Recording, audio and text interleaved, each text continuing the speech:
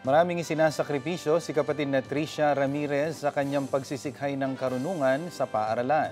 Isa siya sa mga nakinabang sa isang tanging pagsamba sa Panginoong Diyos na idinaos sa Templo Sentral na dinaluhan ng New Era University students and staff. Magbabalita si kapatid na Ian Lapu. Ang edukasyon ay mahalagang pamana. Yan ang madalas nating marinig sa ating mga magulang na patuloy na nagsusumikap upang maibigay ang pangangailangan ng pamilya at magkaroon ng magandang kinabukasan ng kanilang mga anak sa kabila ng iba't ibang hamon ng buhay. Ito rin ang binigyan diin ng mga magulang ni kapatid na Tricia Ramirez noong kinailangan niya ng malayo upang mag-aral bilang isang college student. Bagamat batid niya ang pakiramdam na mawalay sa piling ng kanyang mga mahal sa buhay, buong loob niyang hinarap ang takot at pangamba upang tuparin ang kanyang hinahangad na pangarap. Noong una pong nanirahan ako dyan sa dormitoryo, nanibago po talaga ako sobra. Kasi sa unang pagkakataon po, sa paggising ko sa umaga, wala pong naghihintay na mainit na pagkain sa hapagkainan. Wala rin po akong nakakausap na magulang kung kamusta na ba ako, kung ano na bang nangyayari sa araw ko.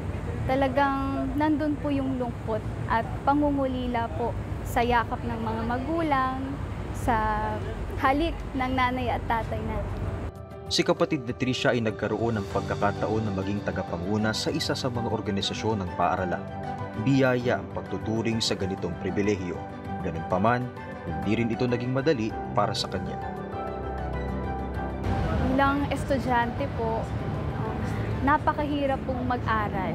Napakaraming kailangang gawin, napakaraming kailangang aralin. At sa kabila po nun, meron pa pong mga gampanin na kailangan po namin asikasuhin. Kami po ay napagtiwalaan sa awa po ng ating ama na makapanilbihan bilang editor-in-chief po ng student publication po ng New Era University. At talagang hindi po madali. Napakarami po naming mga pagsubok na nararanasan. Sa kabila ng dedikasyon at pagtitiyaga sa pag-aaral, ibinahagi niya ang kanyang paraan na siyang susi upang marating ang hangad ng kanyang mga magulang na makapagtapos ng pag-aaral. Sa mga panahon na nahihirapan po ako, hindi po ako nagtitiwala sa sarili ko pong kakayahan.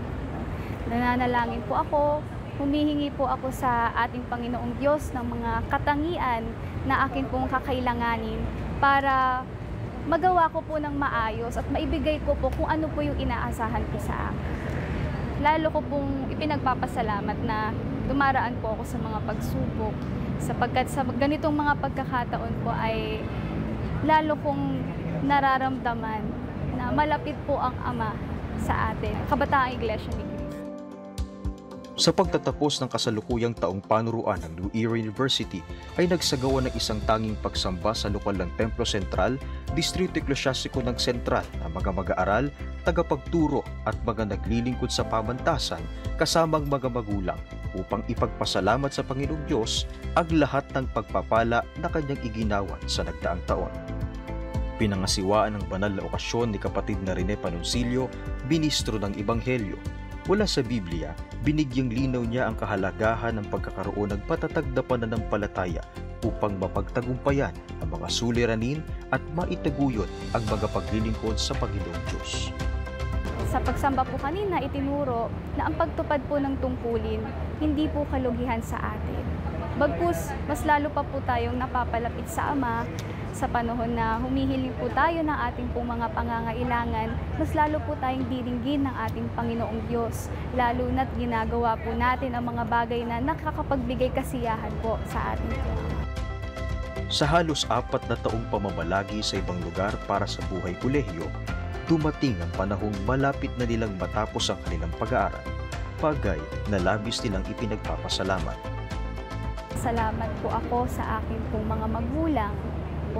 Sila po ang naging inspirasyon ko po sa akin pong mga pag-aaral. Lahat po ng kanilang pagmamahal, lahat po ng kanilang pagmamalasakit sa amin, ng kanilang mga anak, damang-dama po namin yun kahit na malayo po kami sa isa't isa.